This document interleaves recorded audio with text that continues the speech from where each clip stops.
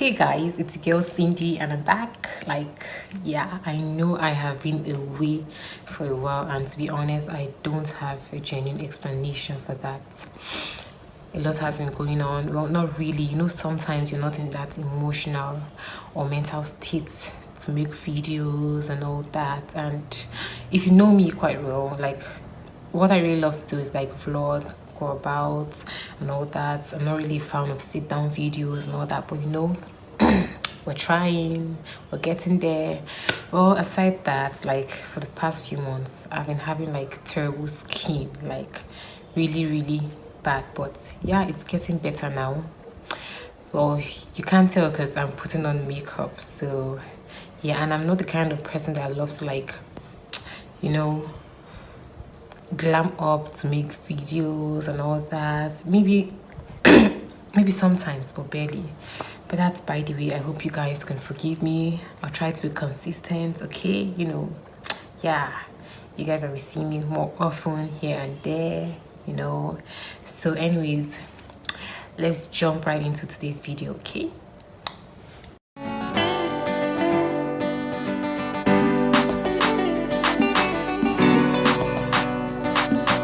So in today's video, as you can see from the title, it's going to be a story time of my first racial experience in the Philippines. Well, if you don't know, I studied in the Philippines and I graduated last year. Yeah, so I'm currently in Nigeria. Okay, anyway, so this happened almost 2 years ago, almost the same period. In 2018, I think it was July. Yeah, July or August. So I and my friend, we went to the mall to get some stuffs, and then while coming back, we're almost home, and then she was like, okay. I was like, I'm tired of walking, let's just take a tricycle and go home. Well, if you don't know, those of you who are not in the Philippines, you might not know what a tricycle is, but it's quite similar to a keke here in Nigeria. So yeah, I was like, I'm tired of walking, let's just take a tricycle home, because it's quite a distance walking from the main road to my condominium or apartments. So I was like, let's just take a trike because I'm tired. And she was like, no, let's just walk since we're together, this, that. And I'm like, okay, fine, let's just go.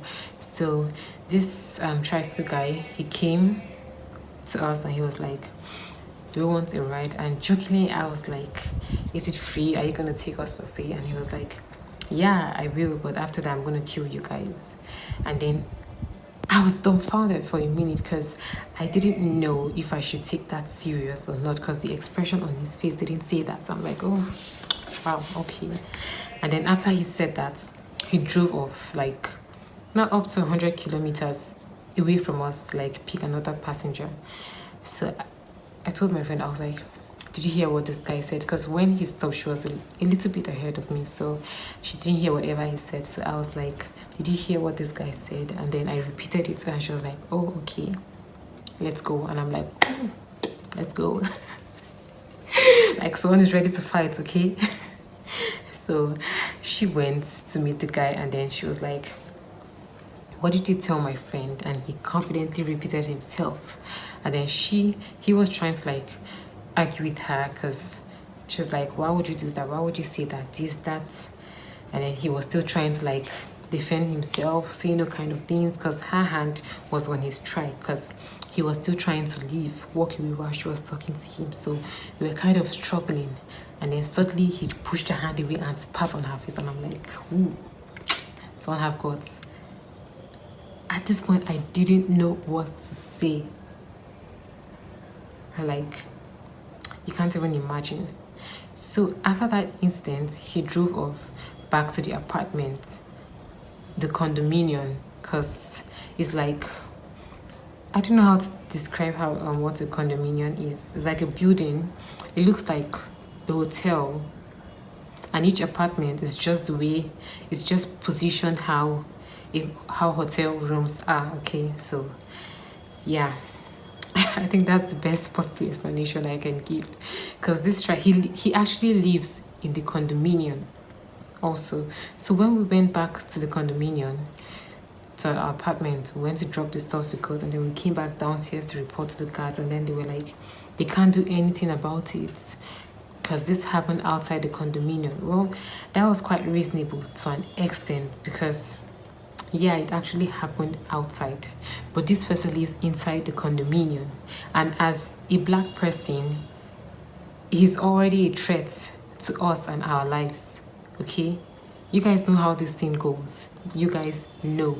So I don't think I need to explain or expatiate that much about, yeah, but Black Lives Matter, okay?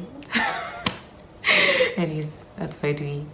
So we're trying to explain to them everything that happened, but they're like, it's better we go to the police or we go to the barangay head, this, that, and we're like, we're actually scared because this person, he was actually cursing and threatening us. I don't know if I still have videos of that incident, but I'll still check, and if I do, I'm just going to insert it in this video because I was so confused. And even when we went to confront him while he was still outside the apartment, he was like, for a minute he was ignoring my friend. I was just behind giving her morals to fight.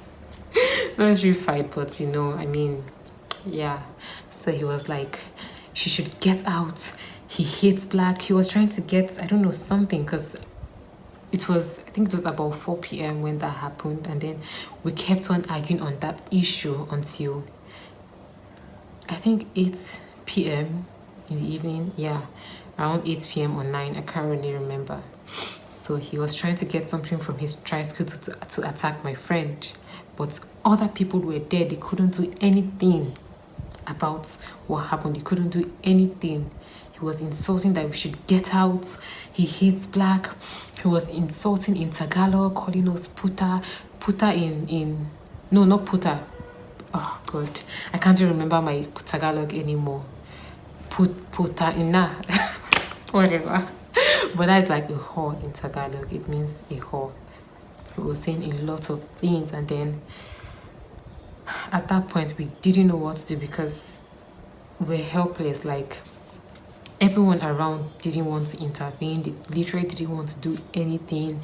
They kept on saying we should go to the police, we should go to the barangay, and our lives were threatened. We're scared that, oh, if we go to the barangay, this is what would happen.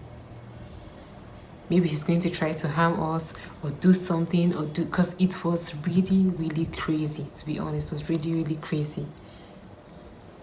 Throughout that week, whenever I want to go out or go to school, we take a taxi to places that we can actually walk or get another tricycle because we felt threatened by this person.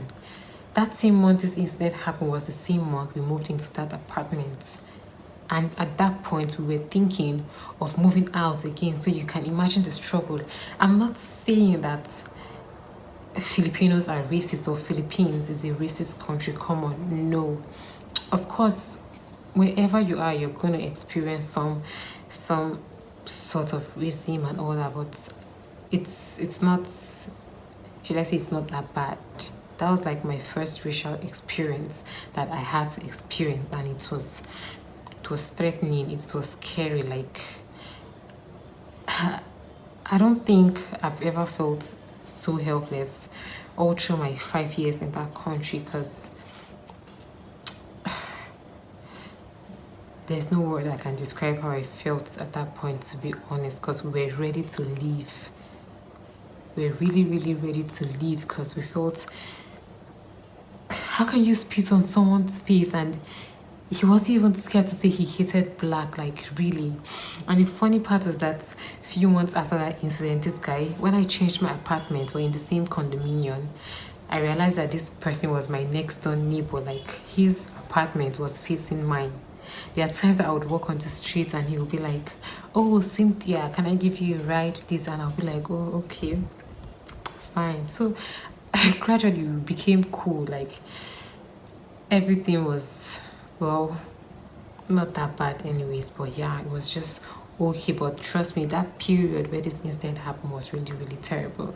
But like I said, I'm going to look for videos of that incident if I still have it and insert it into this video So well, that's basically what just happened, and I just felt like I needed to like share my experience with you guys. Okay, so please, if you enjoyed this video, give it a thumbs up. Don't forget to like, share, and subscribe. Okay, and see you guys in my next video.